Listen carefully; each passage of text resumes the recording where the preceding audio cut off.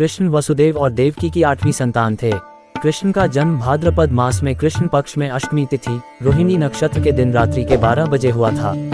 कृष्ण का जन्मदिन जन्माष्टमी के नाम से भारत, नेपाल, अमेरिका सहित विश्व भर में मनाया जाता है। कृष्ण का जन्म मथुरा के कारागार में हुआ था। कृष्ण भारतीय संस्कृति में कई विधाओं का प्रतिनिधित्व करते हैं। उनका चित्रण आमतौर पर विष्णु जैसे कृष्ण काले या नीले रंग की त्वचा के साथ किया जाता है। हालांकि प्राचीन और मध्ययुगीन शिलालेख भारत और दक्षिण पूर्व एशिया दोनों में और पत्थर की मूर्तियों में उन्हें प्राकृतिक रंग में चित्रित किया है जिससे वह बनी है। कुछ ग्रंथों में उनकी त्वचा को काव्य रूप से जामुन, बैंगनी रंग का फल के रंग के रूप में वर्णित किया गया है। कृष्ण को अक्सर मोर पंख वाले पुष्प या मुकुट पहनकर चित्रित किया जाता है और अक्सर बांसुरी बजाते हुए उनका चित्रण हुआ है। इस रूप में आमतौर पर त्रिभंग मुद्रा में दूसरे के सामने एक पैर को दूसरे पैर पर डाले चित्रित है। कभी कभी वह गाय या बछड़ा के साथ होते हैं जो चरवाहे गोविंद के प्रतीक को दर्शाती है। अन्य चित्रण में वे महाकाव्य महाभारत के युद्ध के दृश्यों का एक हिस्सा है। वहां उन्हें एक सारथी के रूप में दिखाया जाता है, विशेष रूप से जब वह पांडव राजकुमार अर्जुन को संबोधित कर रहे हैं, जो प्रतीकात्मक रूप से हिंदू धर्म का एक ग्रंथ भगवद गीता को सुनाते हैं। इन लोकप्रिय चित्रणों में कृष्ण कभी पथ प्रदर्शक के रूप में सामने में प्रकट होते हैं या तो दूरदृष्टा के रूप में, कभी रथ के चालक के रूप में। कृष्ण के वैकल्पिक चित्रण में उन्हें एक बालक के रूप में दिखाया गया है, एक बच्चा अपने हाथों और घुटनों पर रेंगते हुए, नृत्य करते हुए, साथ ही मित्र ग्वाल बाल को चुराकर मक्खन देते हुए, लड्डू को अपने हाथ में लेकर चलते हुए, लड्डू गोपाल अथवा प्रलय के समय बरगद के पत्ते पर तैरते हुए एक अलौकिक शिशु जो अपने पैर की अंगुली को चूसता प्रतीत होता है। कृष्ण की प्रतिमा में क्षेत्रीय विविधताएं उनके विभिन्न रूपों में देखी जाती हैं, जैसे ओडिशा में जगन्नाथ, महाराष्ट्र में विठल या विठोबा, राजस्थान में श्रीनाथ जी, गुजरात में द्वारकाधीश और केरल में गुरुवायूरप्पन। अन्य चित्रणों में उन्हें राधा के साथ दिखाया जाता है जो राधा और कृष्ण के दिव्य प्रेम का प्रतीक माना जाता है। उन्हें कुरुक्षेत्र युद्ध में विश्वरूप में भी दिखाया जाता है जिसमें उनके कई मुख हैं और सभी लोग उनके मुख में जा रहे हैं। अपने मित्र सुदामा के साथ भी उनको दिखाया जाता है जो मित्रता का प्रतीक है। वास्तुकला में कृष्ण चिन्हों एवं मूर्तियों के लिए दिशा निर्देशों का वर्णन मध्यकालीन युग में हिंदू मंदिर कलाओं जैसे वैखानसगम, विष्णु धर्मोत्तर पुराण, बृहद संहिता और अग्नि पुराण में वर्णित है। इसी तरह मध्यकालीन युग के शुरुआती तमिल ग्रंथों में कृष्ण और रुक्मिणी की मूर्तियां भी सम्मिलित हैं। इन दिशा निर्देशों के अनुसार बनाई गई कई मूर्तियां सरकारी संग्रहालय चेन्नई के संग्रह में हैं। कृष्ण की पूजा वैष्णववाद का हिस्सा है जो हिंदू धर्म की एक प्रमुख परंपरा है। कृष्ण को विष्णु का पूर्ण अवतार माना जाता है या विष्णु स्वयं अवतरित हुए ऐसा माना जाता है। हालांकि कृष्ण और विष्णु के बीच का सटीक संबंध जटिल और विविध है। कृष्ण के साथ कभी कभी एक स्वतंत्र देवता और सर्वोच्च माना जाता है। वैष्णव विष्णु के कई अवतारों को स्वीकार करते हैं, लेकिन कृष्ण विशेष रूप से महत्वपूर्ण है। शब्द कृष्णम और विष्णुवाद को कभी कभी दो में भेद करने के लिए इस्तेमाल किया गया है, जिसका अर्थ है कि कृष्ण श्रेष्ठतम सर्वोच्च व्यक्ति है। सभी वैष्णव परंपराएं कृष्ण को विष्णु का 8वां अवतार मानती हैं। अन्य लोग विष्णु के साथ कृष्ण की पहचान करते हैं, जबकि गौड़िया वैष्णववाद, वल्लभ संप्रदाय और निम्बार्का संप्रदाय की परंपराओं में कृष्ण को स्वामी भगवान का मूल रूप या हिंदू धर्म में ब्राह्मण की अवधारणा के रूप में सम्मान करते हैं। जयदेव अपने गीत गोविंद में कृष्ण को सर्वोच्च प्रभु मानते हैं, जबकि 10 अवतार उनके रूप हैं। स्वामीनारायण संप्रदाय के संस्थापक स्वामीनारायण ने भगवान के रूप में कृष्ण की भी पूजा की।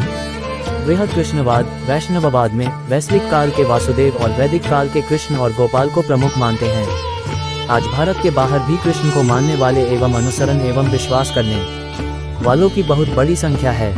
दूध की मिठाइयाँ जैसे रबड़ी, खीर, पेड़ा, गोपाल कला, मिष्टी दोई, कलाकंद आदि भगवान कृष्ण की कुछ पसंदीदा मिठाइयाँ हैं जिन्हें आप जन्माष्टमी पर आजमा सकते हैं। पौराणिक शास्त्रों के अनुसार भगवान श्री कृष्ण द्वापर के अंत में धरती पर 125 वर्ष तक रहे थे। उनकी इस आयु 5117 वर्ष को जोड़ दिया जाए तो भगवान श्री कृष्ण इस साल धरती पर अपने जीवन काल का 5249वां वर्ष पूर्ण कर लेंगे। श्री कृष्ण की 8 पटरानियों के अलावा 16,000 पत्नी और बताई जाती हैं। वे दरअसल ऐसी कन्याएं थीं जिन्हें भौमासुर नामक दानव ने बंदी बनाकर अपने पास रखा था। श्री कृष्ण ने अपनी पत्नी सत्यभामा को साथ लेकर भौमासुर से युद्ध किया और मार दिया। उसके बाद जो कोई भी भौमासुर की कैद में था वो मुक्त हो गया। रुक्मिणी भगवान कृष्ण की भार्या पत्नी थी। रुक्मिणी को लक्ष्मी का अवतार भी माना जाता है। उन्होंने श्री कृष्ण से प्रेम विवाह किया था। कृष्ण की बहनें, कृष्ण की 3 बहनें थी। 1 एकानंदा, ये यशोदा की पुत्री थी। 2 सुभद्रा, वसुदेव की दूसरी पत्नी रोहिणी से बलराम और सुभद्र का जन्म हुआ। 1965 तक कृष्ण भक्ति आंदोलन भारत के बाहर भक्तिवेदांत स्वामी प्रभुपाद, उनके गुरु भक्ति सिद्धांत सरस्वती ठाकुर द्वारा निर्देशित द्वारा फैलाया गया। अपनी मातृभूमि पश्चिम बंगाल से वे न्यूयॉर्क शहर गए थे। एक साल बाद 1966 में कई अनुयायियों के सानिध्य में उन्होंने कृष्ण चेतना इस्कॉन के लिए अंतर्राष्ट्रीय सोसाइटी का निर्माण किया था, जिसे हरे कृष्ण आंदोलन के रूप में जाना जाता है। इस आंदोलन का उद्देश्य अंग्रेजी में कृष्ण के बारे में लिखना था और संत चैतन्य महाप्रभु की शिक्षाओं को फैलाने का कार्य करना था तथा कृष्ण भक्ति के द्वारा पश्चिमी दुनिया के लोगों के साथ बौद्ध वैष्णव दर्शन को साझा करना था। चैतन्य महाप्रभु की आत्मकथा में वर्णित जब उन्हें गया में दीक्षा दी गई थी तो उन्हें काली संतारांग उपनिषद के 6 शब्द की कविता ज्ञान स्वरूप बताई गई थी, जो कि हरे कृष्ण कृष्णा कृष्णा हरे हरे, हरे राम राम राम हरे हरे थी। बौद्धीय परंपरा में कृष्ण भक्ति के संदर्भ में यह महामंत्र या महान मंत्र है। इसका जप हरि नाम संचरित के रूप में जाना जाता था। महामंत्र ने बीटल्स रॉक बैंड के जॉर्ज हैरिस और जॉन लेनन का ध्यान आकर्षित किया और हैरिस ने 1969 को लंदन स्थित राधा कृष्ण मंदिर में भक्तों के साथ मंत्र की रिकॉर्डिंग की। हरे कृष्ण मंत्र शीर्षक से ये गीत ब्रिटेन के संगीत सूची पर शीर्ष 20 तक पहुंच गया और यह पश्चिम जर्मनी और चेकोस्लोवाकिया में भी अत्यधिक लोकप्रिय रहा। 81 उपनिषद के मंत्र ने भक्तिवेदांत और कृष्ण को पश्चिम में इस्कॉन विचारों को लाने में मदद की। इस्कॉन ने पश्चिम में कई कृष्ण मंदिर बनाए, साथ ही दक्षिण अफ्रीका जैसे अन्य स्थानों में भी मंदिरों का निर्माण किया। पुराणों के अनुसार कृष्ण की 1,61,080 पुत्र, इतना ही नहीं, उनकी सभी स्त्रियों के 10-10 पुत्र और एक पुत्री भी उत्पन्न हुई। इस प्रकार उनके 1,61,080 पुत्र और 16,108 कन्याएं थीं। इस प्रकार श्री कृष्ण भारत के सबसे बड़े परिवार के मुखिया बने, जिन्होंने अपने गृहस्थ जीवन के हर धर्म का समुचित पालन किया। प्रद्युम्न भगवान कृष्ण के पहले और सबसे ज्येष्ठ पुत्र हैं। इसी समय देवी रति ने भी मायावती के रूप में जन्म लिया था और बाद में मायावती का विवाह प्रद्युम्न के साथ हो गया था। इस प्रकार प्रद्युम्न की पत्नी मायावती है, जो कि देवी रति का अवतार मानी जाती हैं। कहा जाता है कि महाभारत युद्ध के बाद भगवान श्री कृष्ण ने 36 वर्षों तक द्वारिका पर राज किया। इसके बाद उन्होंने अपना देह त्याग दिया, यानी कि उनकी मृत्यु हो गई। कहा जाता है कि उस समय उनकी आयु 125 वर्ष थी।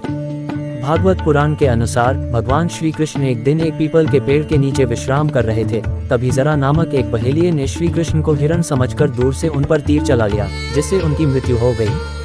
श्री कृष्ण द्वारा महान उपदेश, अपने अनिवार्य कर्तव्य का पालन करें, क्योंकि क्रिया वास्तव में निष्क्रियता से बेहतर है। मनुष्य ही एक ऐसा प्राणी है जो कर्म करता है, इसलिए कर्म करना प्रत्येक व्यक्ति का धर्म भी है। कर्म कार्य करने वाला व्यक्ति है कर्मवीर कहलाता है। Thank you.